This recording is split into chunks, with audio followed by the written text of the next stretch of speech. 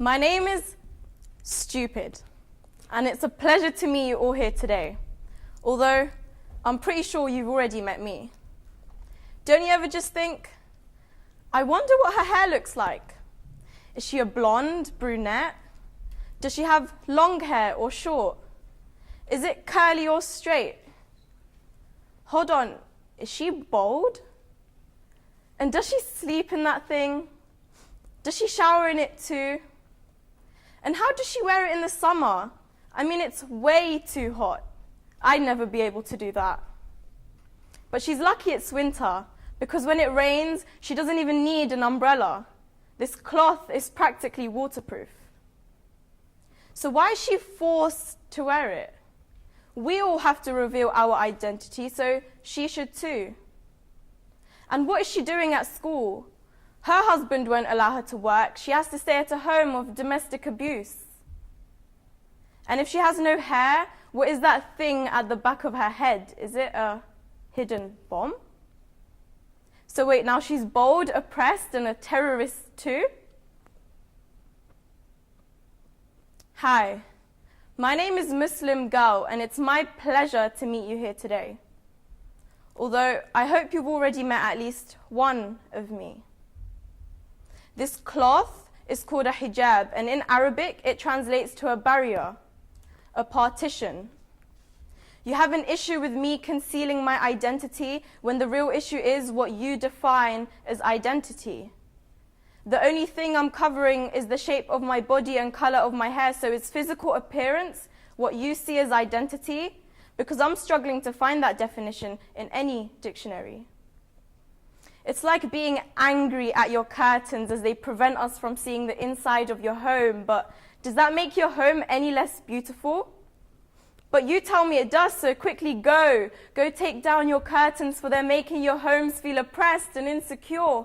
Poor house. Being forced to cover up that you have to actually go inside to see what it's like. How dare they? Don't these curtains know that in today's society we don't need to go inside, we just judge from the outside? Because as William Shakespeare and many other great names once said, the hair is the window to the soul, right? And yes, I am bold, but without a shaven head. For this hijab empowers me, it gives me strength in a society where you're worth less until you undress. And you want to say, I'm the one who's oppressed? You see, this hijab isn't just simply a cloth that you wrap over your head, because we oppressed women seem to be trusted enough to wear this hijab as a symbol of our faith, as we replicate modesty in our speech, action, and dress, in a religion where women have the same rights, if not more rights, than men. But despite all this thing called media seems to have got it all wrong. Schoolgirl wearing a hijab is a path to extremism. Or hijab wearing is passive terrorism.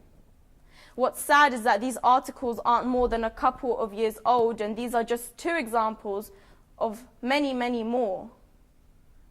You see, it's these stereotypes that make my life so tough, the same reason I'm up here today when I shouldn't need to explain myself or stand up. The same reason I have to smile more or work harder just so people think I'm good enough.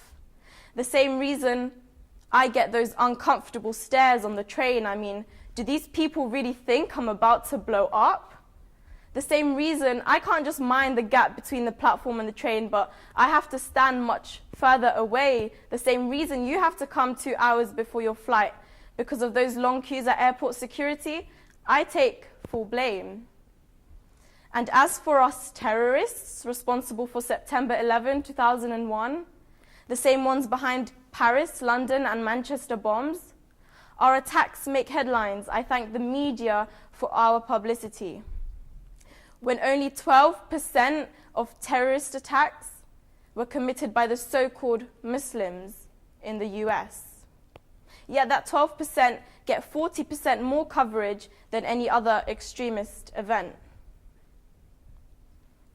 You seem too busy blaming us that you forget to say thanks for opening the first ever university, being the first nurse to perform surgery, being one of the greatest scholars of eternity, for standing up for girls' education, or for winning the first Nobel Peace Prize for maths, for breaking stereotypes, or forgiving my son's murderer?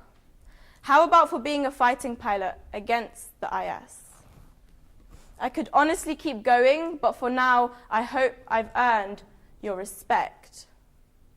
And despite our society's problems, our community does seem to progress. When I contacted the NHS, they said of the 5% of Muslims that work there, 66% were women.